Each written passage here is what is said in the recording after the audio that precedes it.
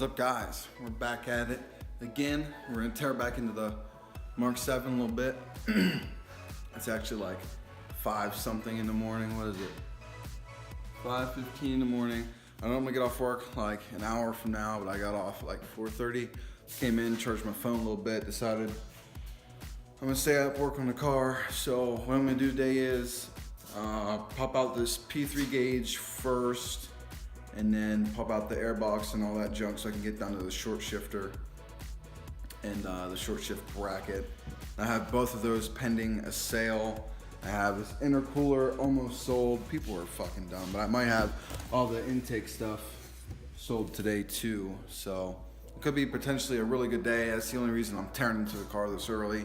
That way I don't have to like get up earlier and take these parts off and try and get them to ship by 5 o'clock. So it's like, you know, I stay up all night, I sleep in late.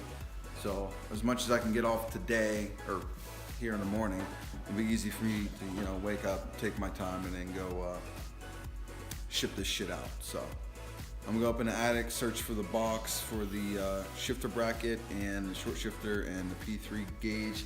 I don't think the gauge came in a box, so I bought it from a friend. But I'm gonna get up there and look around a bit. Okay, here, so you pop off the trim around this, which is this guy right here. And then these cables flow back in there. There's a hole, pops out here on the side, pull this panel off. And you got some cables here, it runs down to the OBD.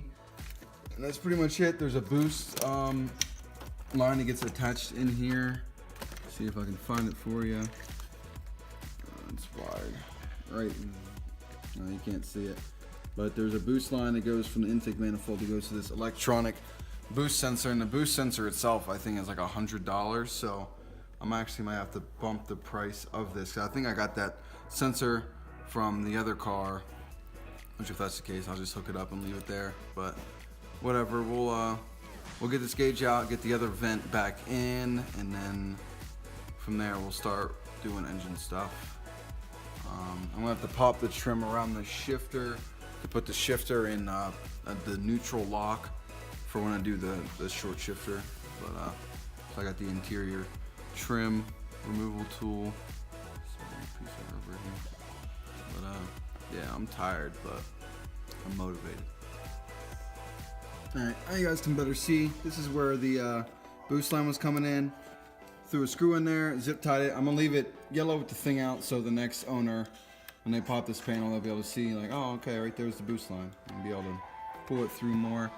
Now these cables, it's a tight fit in there, so I gotta take out a few screws here, separate it, pull this baby through, and we'll be done with this portion. Pop this, I gotta get this trim piece off this vent, and then pop it back on the other one, but easy stuff. We're on a roll. I just hope the short shifter comes out as easily as it should, but we'll see. All right, so the most difficult part about this gauge is you have to switch this face from each one here. So this is the one that actually has the gauge in it. All these little clips, 1, 2, 3, 4, 5, 6, and they're all not really tight. So you have to go around to each one of these corners and pop them. I cracked one of them somewhere. I don't know where.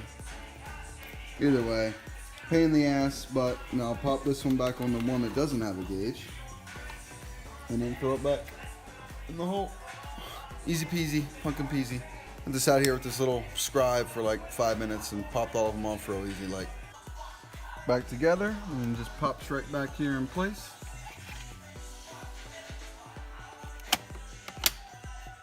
Click, click, click. There you go. You see up in there, open and close, everything works. Wipe off all the fingerprints. We're done. On to the next. Okay, first things first for this short shifter.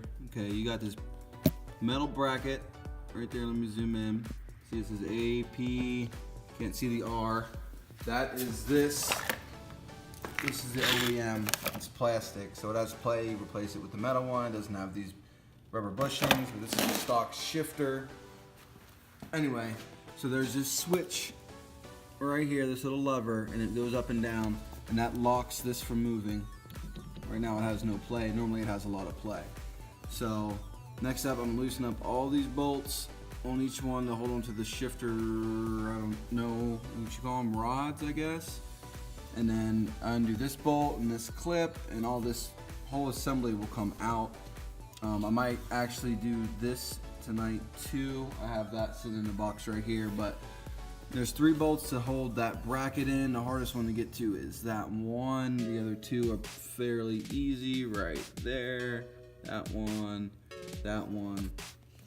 I gotta go inside, pop up the shifter boot, stick in this little rod right here. That one that's bent. These actually don't go on the shifter bracket, but it helps you install it. You'll need these to spread things. Anyway, if you're doing the install, it's a totally different story than taking it off, but all that shit's in there. Actually, I got 2 different APR boxes. I don't know which one's going where. I don't even know what this one's for. Anyway, let's get started. I'm going in the interior, pop it open, put that bitch in the neutral lock, and then we'll start disassembling here. My girlfriend actually, she's at work. Like I said, we're both on the same shift, so I might actually have to stop here sooner than later and bring her running shoes because she's got a PT test today. So we'll see how far I can get, because after that, like once I stop working on the car, I'm done. Like I'm going to bed. I'm dead tired, but let's see how far we can get. All right, once you pop the trim off, there's a couple clips around it. Just use this little trim removal tool. And you see this dot here. This is where this will go. It will pop down in there. You kind of stick it in, and you gotta bring it back. If you look under here, you can see that guy. And then you'll see another hole in the white down there. You just stick this rod through so it keeps it in that spot.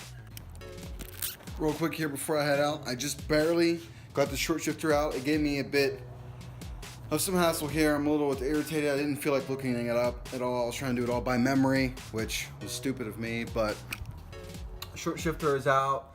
These little rings are for the, actually for this bracket. You can see this whole assembly is gone. That bracket down there is just the 3 bolts still, and it's ready to come out. I'm probably not gonna walk on it when I get back from base here, but we'll see how I'm feeling. But I gotta go.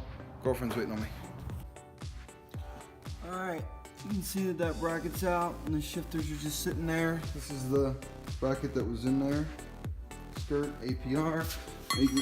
Now compared to the plastic one here, and then while you upgrade, pretty simple shit. This bolt that goes in here is a bitch because I don't have real deep sockets, and it's a long ass post, so the bolt, you know, whatever.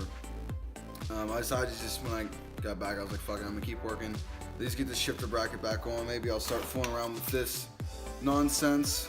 It doesn't take much, it's just time consuming. Once I get that back on, then the rest of this takes like 10 minutes, so I might as well just do it and wash my hands and eat and wait for her to get home from work. But that way I can get the majority of this shit sold. Hopefully this P3 gauge sells today. I keep getting hits on this intercooler. I've probably talked to like 12 people so far, and I bought it for 900. I have it posted for 6, but really I want like 5, and you still can't get it sold. Like, I don't understand, but yeah, I got people lined up for parts, and just people don't want to reply, and I'm trying to be fair. It's just annoying, but here I am gonna throw more parts into the mix. But all right, let's get this shit on. I'm tired. All right, the old shifter's back in, clips are in. That bolt right there was a tricky one I was just telling you guys about, because it, like, the post sticks out and I don't have deep welds really. And the other 2 bolts for it back there, nice and tight. Now it's time to get the shifter back on. It's pretty simple. There is a keyed spot, if this will focus on it. That keyed spot right there, you got the fat one. That's where the main part of it goes. The other part goes right here. There's a bushing that goes in there, and then you put these rods in, and it clips back in for those. Then you'll release the, well, actually I need to put it back on there. But yeah, pretty simple stuff. Quick overview here. This is the OE shifter. You'll want to put the right side in first. Make sure you do this first, this second. Put this last clip is the very last thing you do overall. So this and then this, and you'll sit it. Go to put this part of the bracket on. You'll do this first, then this, and then you'll slide this piece over. There's a plastic piece that gets put in there, and once this is in place, and you can clip this, fucking tighten this, and then under your springs, you're good to go. Go inside and take your retaining pin out, go through the gears, make sure everything feels good, and you're done. I still gotta put the shifter boot back down to where it needs to be. I'm so dirty. So I'm gonna do that, go through the gears again, make sure they're good before I go ahead and put the intake and stuff back on. All right, good afternoon, everybody. Got everything done in the car last night. I don't remember if I even finished vlogging, but everything's bueno. I got the intake and the intake pipe here in the back. Gonna go ship that off. I got a guy on the hook for the P3 and a guy on the hook for the intercooler and the short shift bracket. So the majority of the shit should be gone by tomorrow. The only other thing I got that is uninstalled right now is the Porsche cooling cap, which I didn't even put up for sale yet, and then the Racing Line 9-degree elbow. But yeah, so get the shit sold, get some food, and catch up on some YouTube.